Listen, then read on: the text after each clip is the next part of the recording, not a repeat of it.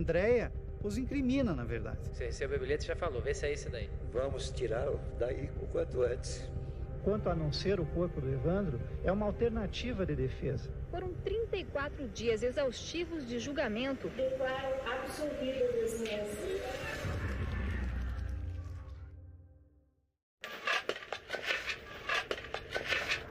Peritos do Instituto de Criminalística e policiais começaram as escavações em frente a esta loja no centro de Guaratuba.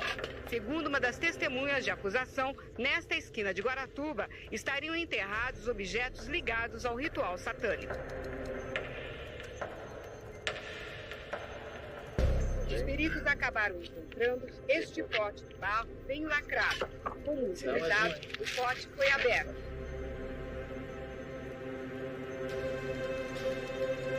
Só um teste químico vai determinar se há vestígios de sangue humano. Todo esse material será analisado e posteriormente virá a resposta.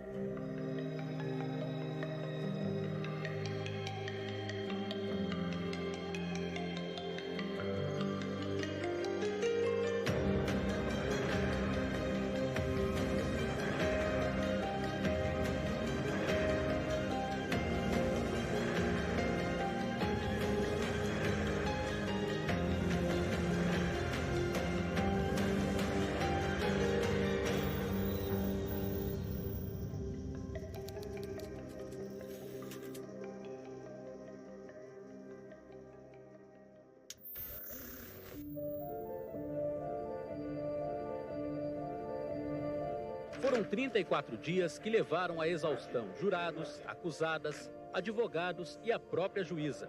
1.700 pessoas acompanharam as 5 semanas de julgamento aqui no fórum. E o último dia de sessão foi também o mais concorrido. 200 pessoas no plenário. Esse foi o julgamento mais longo da nossa história aqui. 34 dias de julgamento. Não tinha quem não ficasse com os olhos grudados. E a gente, né, repórter, jornalista, mais ainda, querendo saber o que a acusação diria, o que a defesa diria, porque naquele momento estava tudo muito controverso, né? O Ribas, ele tinha feito a sustentação dele, da acusação, muito bem solidificada, né? E ele tinha uma postura muito certeira a respeito do caso, né? O esperado debate final começou com o promotor pedindo condenação superior a 20 anos para as acusadas. A defesa se revezou com 3 advogados, que destacaram que só houve confissão do crime porque as acusadas foram torturadas.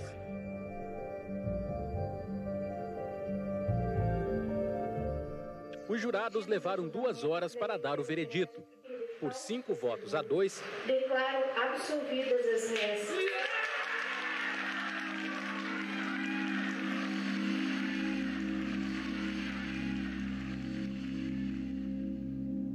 A sensação nossa foi de impacto, assim, negativo. Que em nenhum momento nós esperávamos que acontecesse a absolvição exatamente como ela deu. O que ninguém esperava foi o ponto que a defesa se apegou, que foi o que não teria comprovado que o corpo era do menino Evandro Ramos Caetano, então elas não poderiam ser acusadas da morte de um corpo que não era aquele que estava naquele júri em si. O júri, durante esses 34 dias, foi, na verdade, mais um quebra-cabeça do que um júri, porque ninguém sabia que era o corpo do Evandro. Tudo que trouxeram para querer falar que era o corpo do Evandro, nada batia. Então foi bem complicado. O promotor se irritou. Saiu do plenário dizendo que vai recorrer. Os pais de Evandro também saíram no meio de muito tumulto. O fato da defesa ter negado a materialidade ou negar que o corpo encontrado era de Evandro, era uma tese de defesa. Eles estavam fazendo, vamos dizer assim, a deles.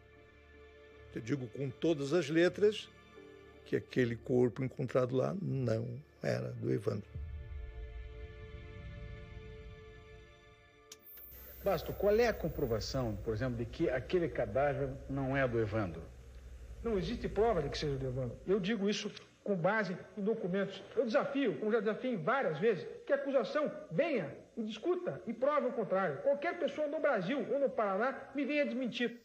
A polêmica sobre se o corpo era de Evandro ou não começou logo na identificação do cadáver.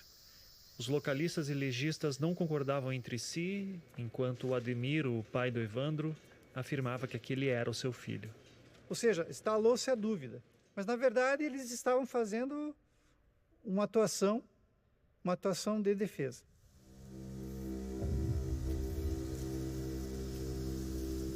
O corpo que foi encontrado, ele estava com o ventre aberto, sem nenhum dos órgãos, ele estava sem as mãos, ele estava sem os dedos dos pés, ele estava escalpelado, sem os olhos, ele tinha uma lesão bem forte em torno do pescoço também.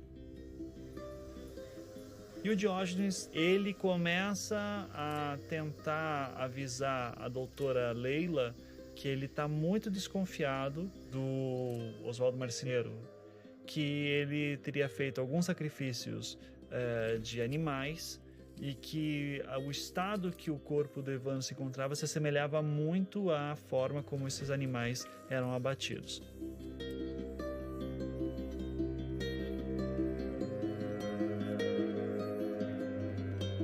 Na verdade, esse cadáver foi jogado ali daquela forma para não ter a identificação desse cadáver. Simplesmente para que fosse induzido e levado as pessoas a erro. Escalpelar, né? Tiraram o couro cabeludo do menino. Não dava para saber se o cabelo dele era loiro ou era preto. Tiraram os olhos para mostrar que os olhos não eram verdes. E ainda cortaram, né, as mãos e os pés para dificultar a identificação pelas digitais. Até o diretor do IML da época, assim que o corpo foi encontrado, chegou a fazer uma declaração que foi muito peculiar, esse tipo de mutilação feita quase como se fosse para não identificar o corpo e para acelerar o processo de ossificação, né, para ele virar um esqueleto. Se você enterra um corpo com os órgãos, ele demora mais tempo para virar um esqueleto puro, ali você aceleraria esse processo.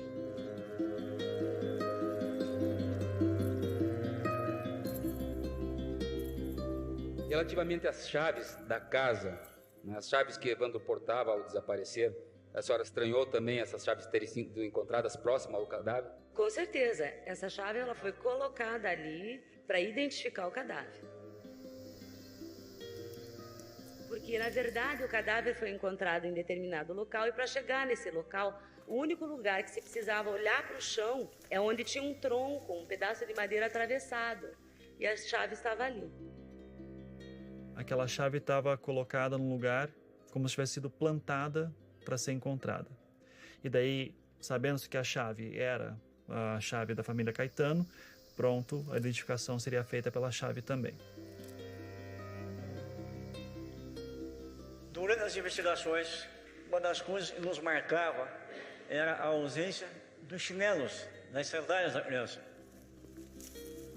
Não vou dizer como num passe de mágica, uma expressão vulgar, mas depois das nossas indagações, das nossas conversas, dias depois apareceram as duas sandálias e o que nos surpreendeu mais, os chinelos estavam limpos, como se não tivesse poeira ou mancha de barro, de outra coisa.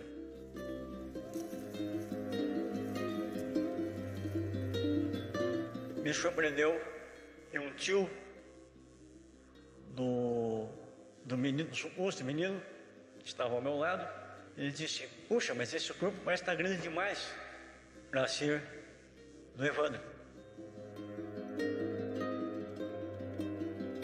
Tá difícil de identificar, né? Porque o estado está muito... O corpo já está bastante... né? Então, é difícil.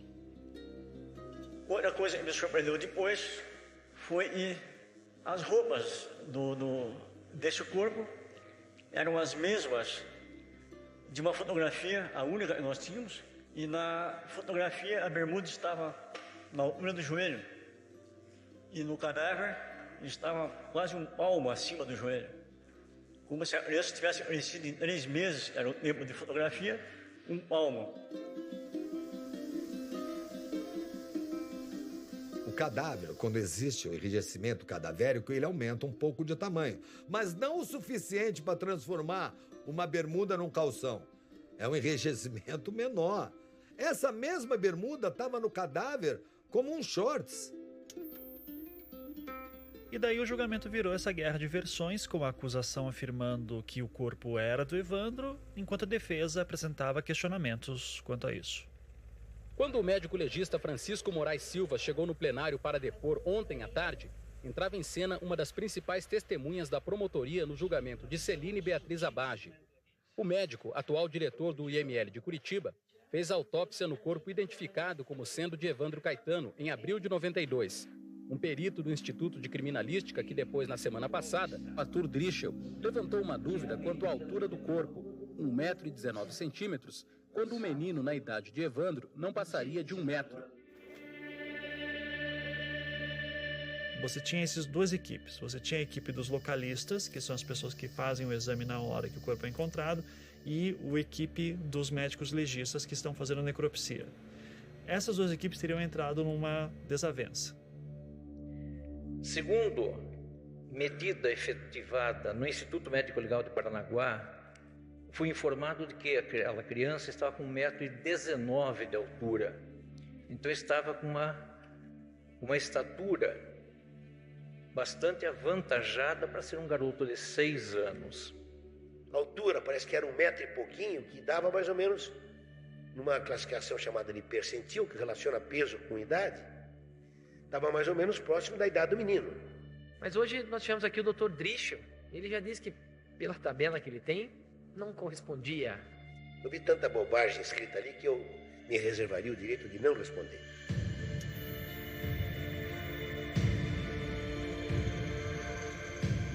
Além disso, os localistas diziam que as ausências das mãos teriam sido feitas por ações de algum material corta contundente, que seria, por exemplo, um facão, um machado, que você bate com força.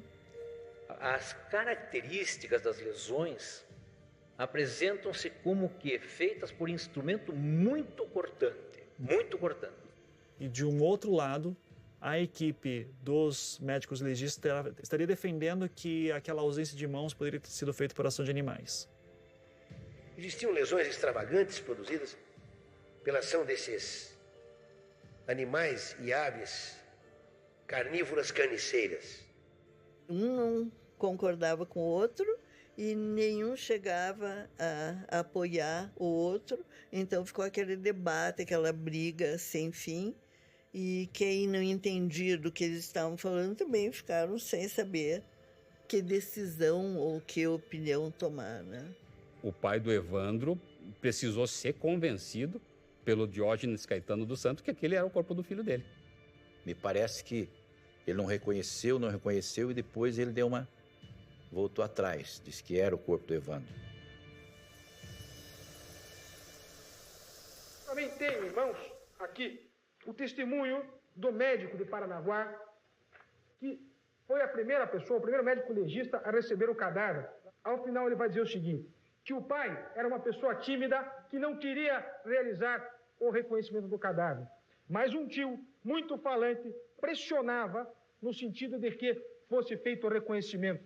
E que, inclusive, a frase, vejam em paz, meus senhores, isso a imprensa não lhe disse, mas está aqui.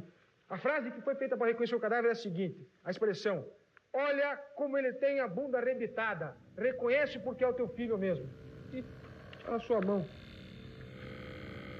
Eu convidei a Dona Maria, mãe de Evandro, para ir na delegacia e durante essa conversa eu perguntei a ela se existia alguma mancha, porque todos nós nascemos com alguma mancha de nascença e tudo mais, e ela me disse que tinha, que o menino tinha nas costas uma meia-lua. No dia seguinte, a primeira coisa que eu fui fazer foi justamente pegar as fotos do encontro do cadáver para verificar se encontrava essa meia-lua. E essa meia-lua não existe no cadáver. O Admiro, quando chegou, ele não esteve lá no local, ele foi chamado direto no IML em Paranaguá e depois em Curitiba. Então ele chegou lá diante da iluminação, bem diferente daquela do mato, que estava escuro, e olhou o rosto do filho. filho. De imediato ele reconheceu. Você imagina, Geraldo, uma criança que você viu nascer, que você pegou no colo durante 6 anos, que olhou no rosto todos os dias, você vai chegar assim e vai olhar no rosto e não vai reconhecer o teu filho só porque ele não tem a sobrancelha e o cabelo? Mas tudo bem, isso não é suficiente, então tá bom. Acontece que o Evandro tinha sinal de nascença nas costas e quando o Ademir pediu para virar o corpo em cima daquela mesa, ele saiu procurando por aquele sinal e achou.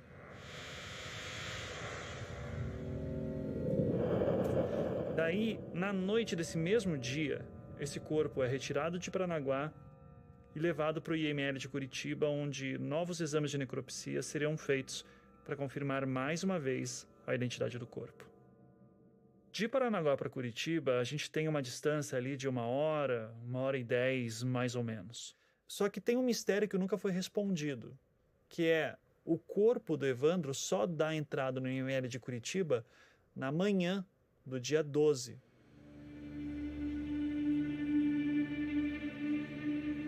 Então, uma coisa que sempre levantou dúvidas é onde que o corpo de Evandro ficou naquela madrugada entre o dia 11 de abril e o 12 de abril.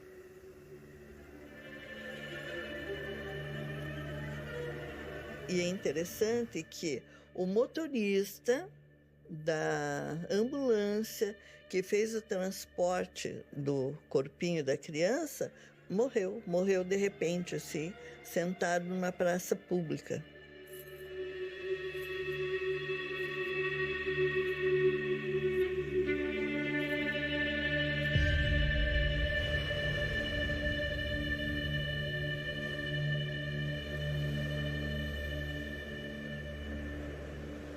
Uma das coisas que também me surpreendeu em relação a esse corpo é que pelo lapso de tempo de 5 dias não poderia estar em estado de putrefação. Isso com a experiência policial nos dá, porque ele estava muito avançado. A acusação afirma que Evandro foi sacrificado no dia 7 e encontrado no dia 11. Nós temos aí então 4 dias. Pelo estado de decomposição, procede essa afirmação? Procede e não procede. Procede ou não procede? Procede ou não procede. Aí fica difícil. É essas duas coisas. Por quê? Existem sinais de putrefação de 4 dias no corpo, existem. Doutor, existem. Mas existem sinais que não são de 4 dias, também existem. Se realmente fosse o Evandro, não haveria necessidade de amputar as mãos para não identificar as digitais, não removeriam a máscara facial e o couro cabeludo. Então, esse menino ficou dentro de um freezer, de uma câmara frigorífica, ou até mesmo dentro de um IML, aguardando o momento para ser desovado lá. Fiquei 40 minutos olhando, mais daqui ali, ó. 40 minutos fiquei olhando. Era um corpo queimado de geladeira. Não era corpo que foi matado ontem ou hoje. Não, é corpo queimado. Essa pele aqui tudo amarelinha de gelo, queimada de gelo.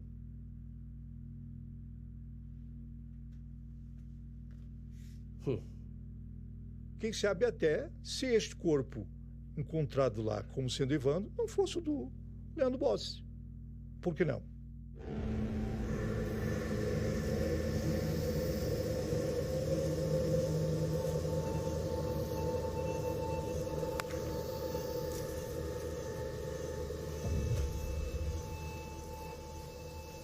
No dia 27 de fevereiro de 1993, 4 adolescentes estavam brincando naquele matagal onde o Evandro foi encontrado. Em um certo momento, o cachorro sai em disparada, começa a latir e 2 desses adolescentes vão atrás do cachorro. E do lado do cachorro encontram lá uma coisa que parece uma bola. Um deles pega um facão, enfia na terra para tirar e quando tira é um crânio.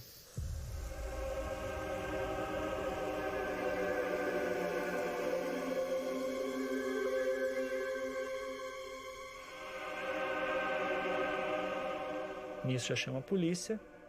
Enquanto eles estão desenterrando a ossada, eles descobrem o crânio, descobrem ossos grandes das pernas, descobrem algumas costelas e encontram também algumas peças de roupas. especificamente um shorts e uma cueca. Essa cueca é mostrada para Paulina Bossi, que compara com as cuecas que ela tinha em casa do Leandro.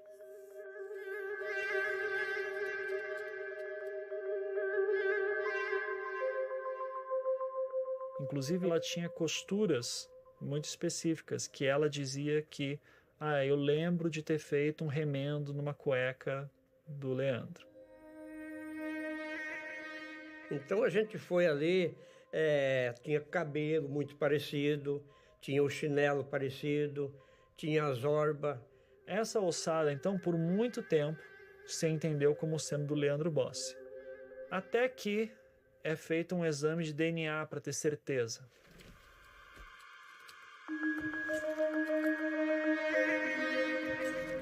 E quando sai o resultado, não apenas aquela ossada encontrada não era filha do senhor João Bossi e da senhora Paulina Bossi, como também era uma ossada de uma menina.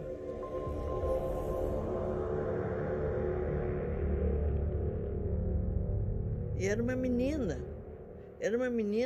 mas estava com as roupas do Leandro Bossi. Quem vestiu essa criança? Quem vestiu sabe onde está Leandro Bossi e sabe o que aconteceu com Leandro Bossi e sabe quem é aquela menina e de onde ela veio. Se as vestes do Leandro estavam naquele cadáver, quem deu as roupas do Leandro para vestir esse cadáver? Da onde saiu esse cadáver? O delegado, na época, pediu uma série de providências. Ele pediu para que fosse feita uma busca no local. Nunca foi feito isso. Ele também pedia para que fosse levantados dados de homicídios e outros casos de desaparecimento. Esses dados, até onde eu sei, também não apareceram no inquérito. Mas eu acho que aquela ossada foi plantada ali. Não é uma criança que morreu ali e apodreceu, de jeito nenhum. Deve ter sido posto ali para responsabilizar essas pessoas, para trazer um enfoque maior. Olha o Leandro aqui, ó. Para provar que existe mais culpa em alguém. Para incriminar os outros, para dizer que consumiram mais o Leandro. Essas bruxarias que aventam com práticas de rituais satânicos, com crianças e tal, são coisas que algum maluco pode arriscar até fazer isso, entendeu? Mas isso aí não é uma prática habitual. O desaparecimento de criança ou é adoção ou pedofilia. Partindo do princípio da adoção ilegal, ele estaria fora do país com alguma família.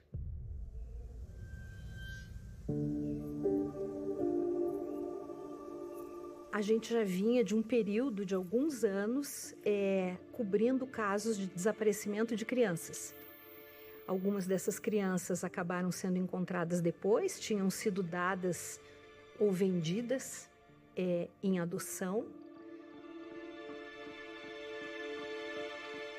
Por isso, nós acreditamos que exista alguma situação de tráfico de crianças, de adoção ilegal, que existia uma encomenda de uma criança com essas características e o primeiro menino, o Leandro, por qualquer motivo que nós não conhecemos, vem o terreno da hipótese, sucumbiu.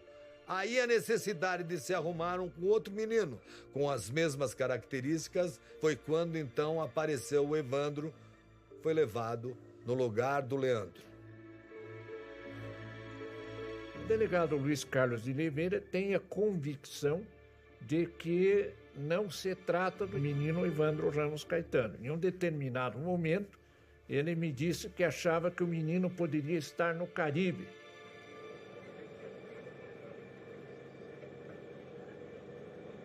Desde essa época, nós já tínhamos suspeita de Diógenes Caetano dos Santos. E nas suas contas de telefone, nós pegamos um telefone de Aruba. Você vai ver que existe ligações todos os dias na casa do Diógenes. Todos os dias, todos os dias. Eu o enviei ao Caribe com os recursos da Polícia Civil e de lá esteve investigando. Fui lá e constatei que existia lá um endereço, aquele endereço onde estava aquele telefone.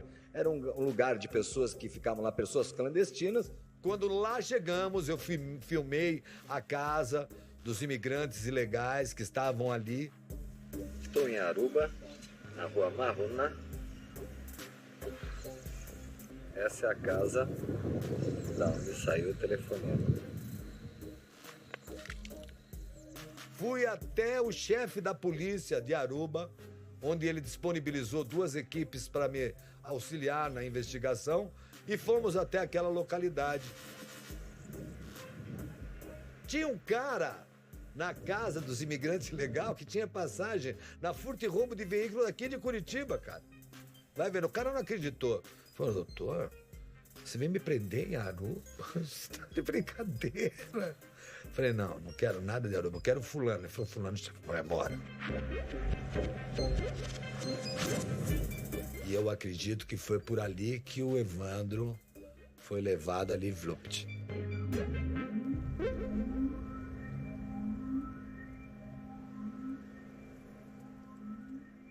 Meu pai acreditava tanto na inocência da minha mãe e da minha irmã que ele viveu e morreu para encontrar o paradeiro do Evandro.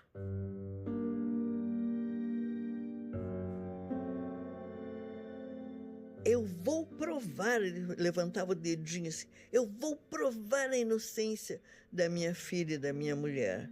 Qualquer pessoa que chegasse lá e dizia, eu tenho uma pista. Ele pagava para que a pessoa trouxesse o Evandro, né? Que ele queria era mostrar o menino vivo. Se tinha uma pista, se tinha algum dizia, tá, lá no Rio de Janeiro, sei lá, foi ele para o Rio de Janeiro, eu já digo, com aquela segurança dele, com aqueles investigadores, foi assaltado no Rio de Janeiro, levaram a carteira com documento, com tudo que era dele, sofreu pra caramba.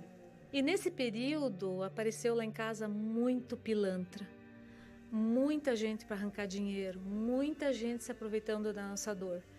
Então, falava que ele estava em Quixadá, ele ia para Quixadá e realmente tinha investigação que tinha muito sentido. Algumas investigações eu acompanhei com ele, tenho muito material que guardei para um dia alguém ver, muita coisa que a gente descobriu, mas infelizmente não achamos.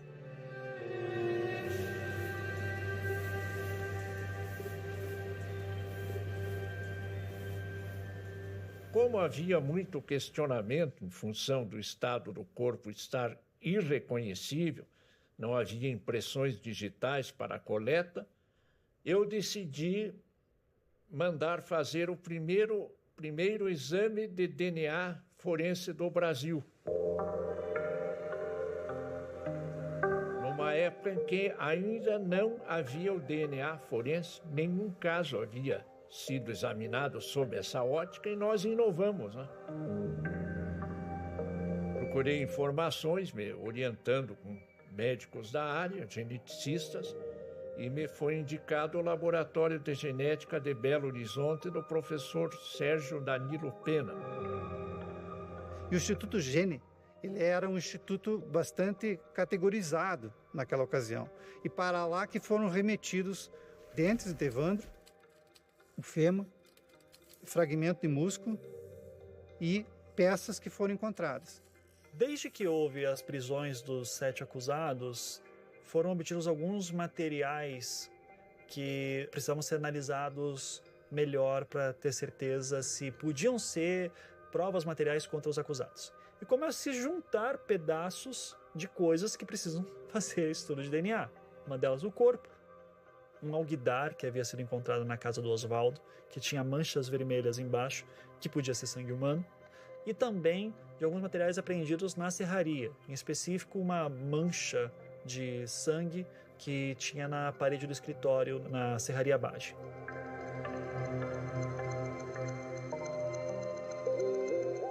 No dia 13 de agosto de 1992, o promotor Antônio César Cioff de Moura diz que recebeu informações anônimas de que tem algo enterrado na frente da loja do Antônio Costa. Eles fazem um mandado de busca e apreensão, que é autorizado pela juíza, vai ao seu Luiz Carlos de Oliveira com mandado e começa a quebrar a calçada da loja do Antônio Costa. Eu morava em cima da loja, Eu acordei assim, eu vi no teto do meu quarto o giroscópio da polícia, a luz vermelha e tal. Aí tinha 8 carros de polícia em volta da minha loja. Daí eu falei, o que houve, vereador?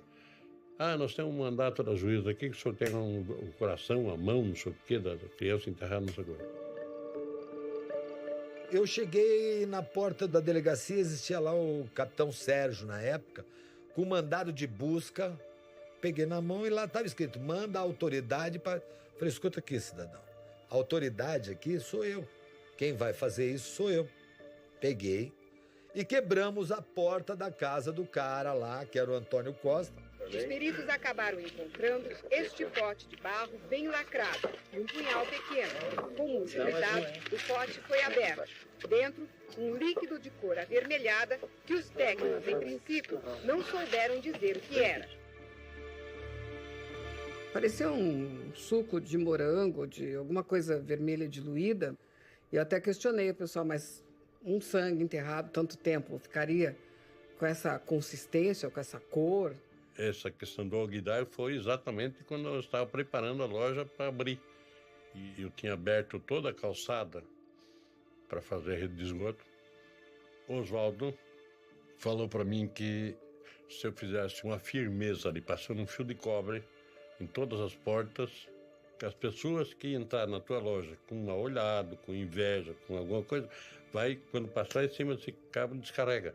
Sai, não entra maldade na tua loja. E quando ele passou aquele fio de cobre e botou aquele alguidar, alguém viu e já envolveu que era o coração da criança que estava ali, que era a mãozinha da criança e tal. Sei que teve ameaças veladas para esse cidadão, tipo assim, olha, não são 7, vão ser 8 que vão entrar em cana, que vão ser presos. Aquela ação era uma ação intimidatória para esse cara não apresentar álibi contra alguém ali que estava envolvido nessa situação. Nossa, o clima na cidade era horrível. Sair na rua era pedir para morrer. Todo mundo olhando para você como bruxo, sabe? Cheguei lá, prestei depoimento para o delegado. Voltei para casa, minha mulher ficou sozinha em casa, ao desespero. Meu Deus, como ela chorava. E daí eu voltei, entreguei para o delegado, falei, doutor, tudo que tiver aí, o senhor pode mandar examinar, que eu tenho a consciência tranquila de que nada tem a ver com esses crimes hediondos que estão falando. Todo esse material será analisado e, posteriormente, virá a resposta. O material era de difícil aproveitamento.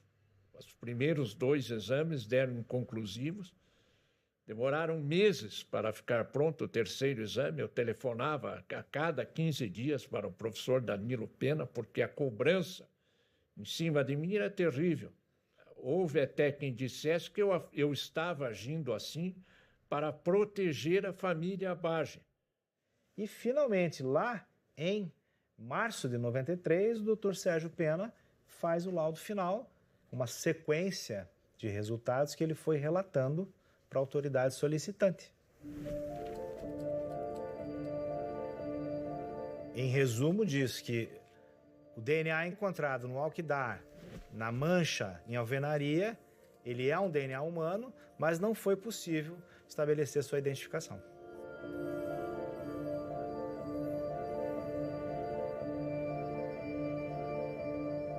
Os exames deram inconclusivos. Inconclusiva é uma coisa, negativa é outra. Se eu tivesse lá dizendo que aquele sangue não batia com o DNA de Evandro, evidentemente que isso era uma prova que o Ministério Público talvez tivesse que considerar. Agora, que era sangue humano, era, que foi encontrado no alguidar. Qual o problema aqui?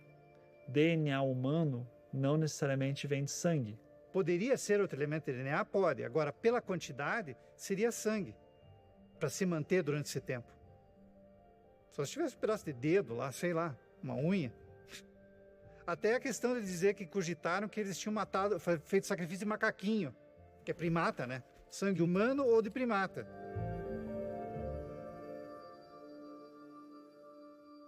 Porém, o DNA encontrado nas amostras do fêmur e dentes é um DNA que combina com o DNA dos genitores, ou seja, a identificação do vínculo biológico genético. O que o Dr. Sérgio Pena escreveu e atestou nesse laudo é uma prova de que houve a identificação positiva de Evandro. O corpo é do menino e os responsáveis devem ser punidos, e temos que acabar com essa comiseração em relação a assassinos tão brutais e tão terríveis. É uma prova derradeira que reforça ainda mais toda a acusação e que possibilitará, não tenho a menor sombra de dúvida, uma sentença de pronúncia para levar os 7 acusados ao tribunal do júri. Foi feito o DNA dizendo efetivamente que aquele cadáver era de Evandro Ramos Caetano. Mas o que aconteceu? A defesa começou a lançar dúvidas. Foi uma estratégia de defesa. Quando você manda um material para o exame de DNA, você colhe o material na frente do Ministério Público, na frente da defesa, na presença do delegado.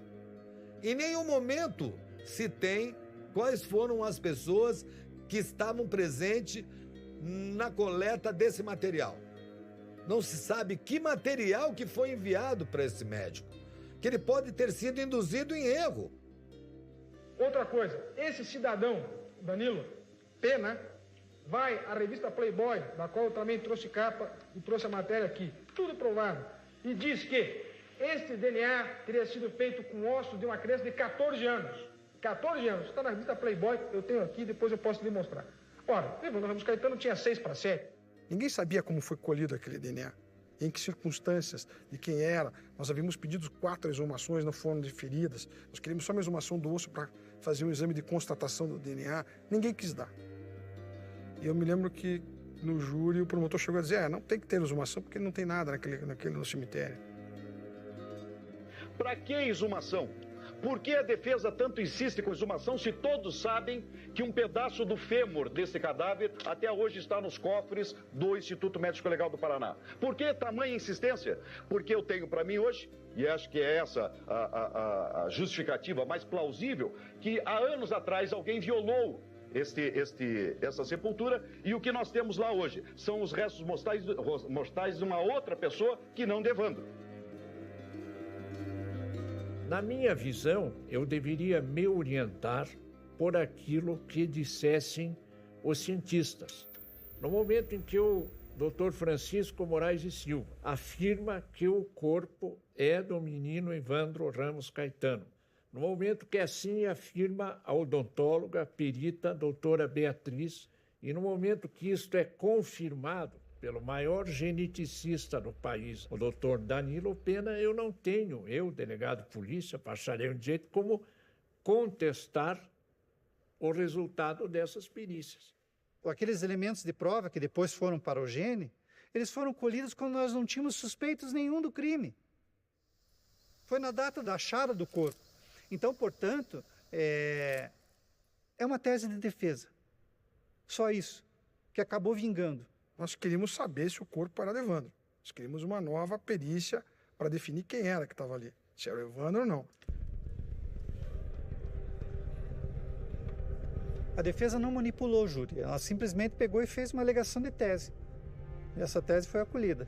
Mas só que acolhida de uma forma em que os jurados foram confundidos. Mas é do jogo. Eles fizeram o trabalho deles. Eu tinha uma experiência muito grande no júri e sabia como é que as provas eram vistas pelo jurado. E nós passamos, então, no júri a uma estratégia que era dar uma isca para a acusação, que era o corpo.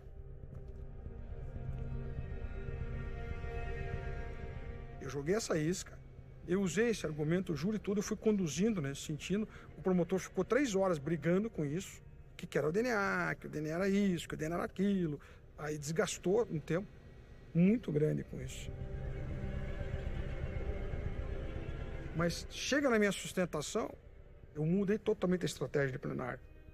Eu vim para a sustentação para uma negativa de autoria pura e simples. Eu digo claramente para os jurados isso. Pouco importa se é o Evandro Ramos Caetano ou não. Elas não mataram. É isso que os senhores têm que colocar na cabeça. Não se deixem levar pelas fotografias do cadáver que rotineiramente lhes foi exposto. Porque existe um cadáver, e esse cadáver, infelizmente, é de Evandro. É preciso saber quem praticou aquele crime.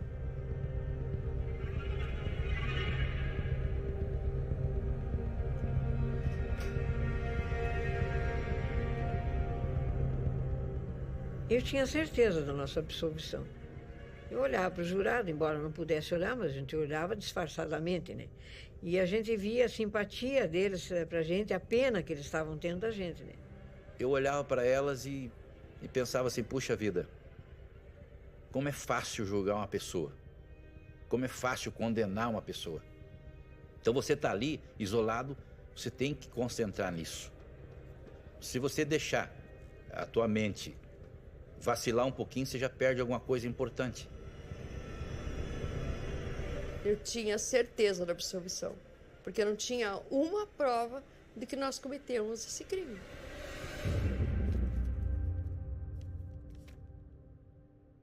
Declaro absolvidas as réis.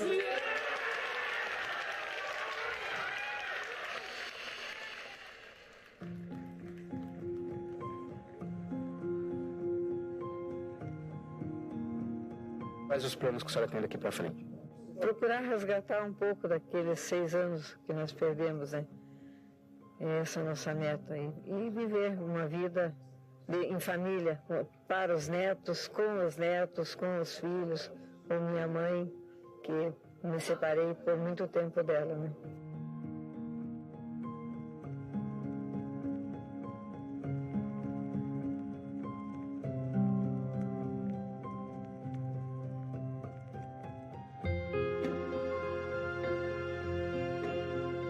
A avó pôde aproveitar a companhia dos netos. Se puder, eu vou sair com a minha avó todo domingo.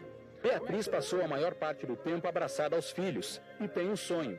Quando tudo aconteceu, eles tinham 2 anos e meio, então eles não tinham noção, né? Da mãe, de tudo. Agora que nós vamos começar a viver juntos, né? Eu tive que assumir tudo dentro de casa. Então eu, com já 24 anos, eu tive que assumir os filhos da minha irmã, que eram adotivos, tinham 2 anos, eu tive que assumir a casa. A minha vida profissional parou por muitos anos. Tive que aprender na marra a cuidar das crianças, a proteger.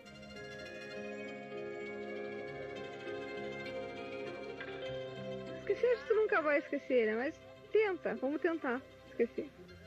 Vida nova agora, né? Estou me sentindo como um pássaro, bem livre.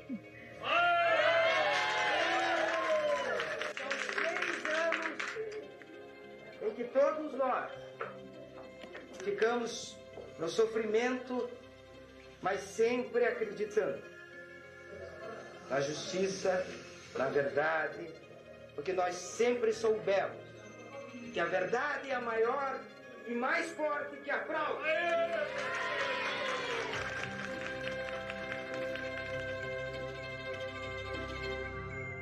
Foi bem difícil, né? A adaptação assim dos barulhos. Eu via barulho de carro na rua, eu pensava que era os portões que trancavam a gente, né? De ferro.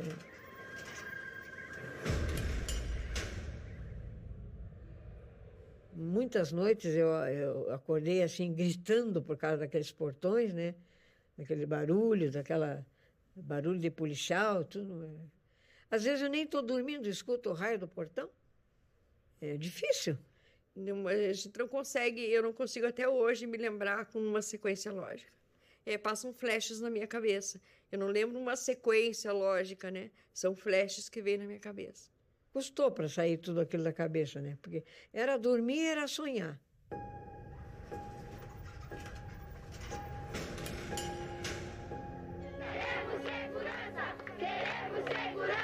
A Celina Bage parou o carro, desceu e rasgou as faixas. O corpo dele foi encontrado num matagal, todo mutilado. Local exato que o pai de Santo Osvaldo Marceneiro indicou para a família no dia seguinte ao desaparecimento.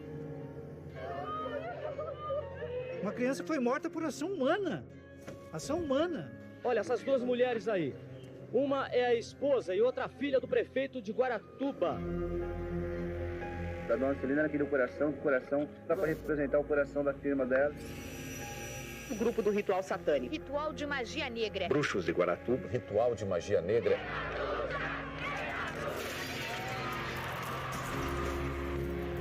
As prisões foram feitas de modo absolutamente ilegal. Não houve prisão, houve sequestro. Tem que matar, não tem que proteger, tem que matar!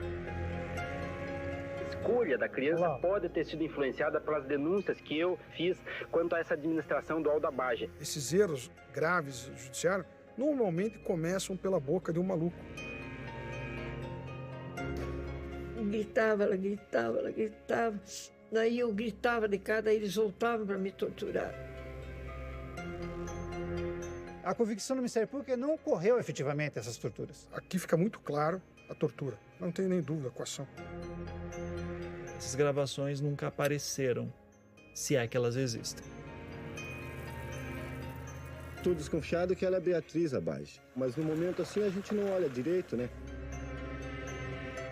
Dizia-se que era um caso que tinha uma certa maldição por trás dele. O médico Raul de Moura Rezende se matou com um tiro.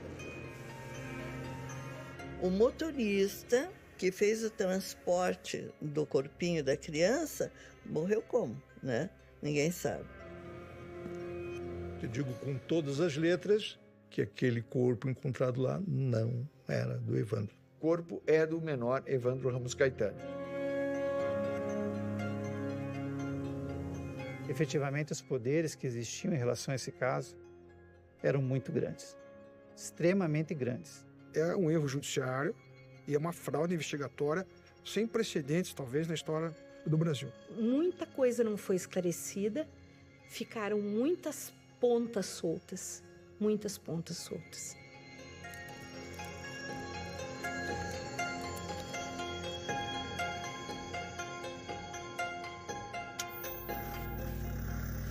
Nesta quinta-feira, a Justiça do Paraná anunciou que vai convocar novo júri e realizar outro julgamento.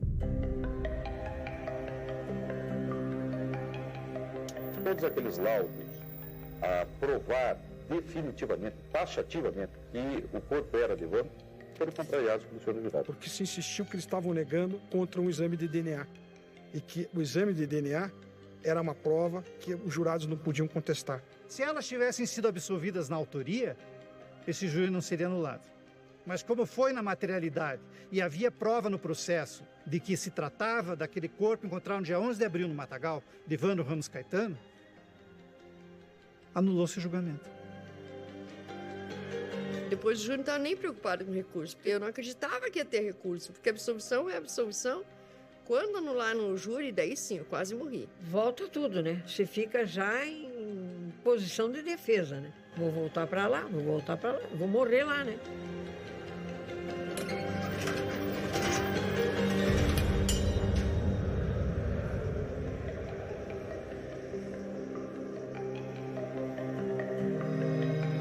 Eu cheguei até um pacote de fitas.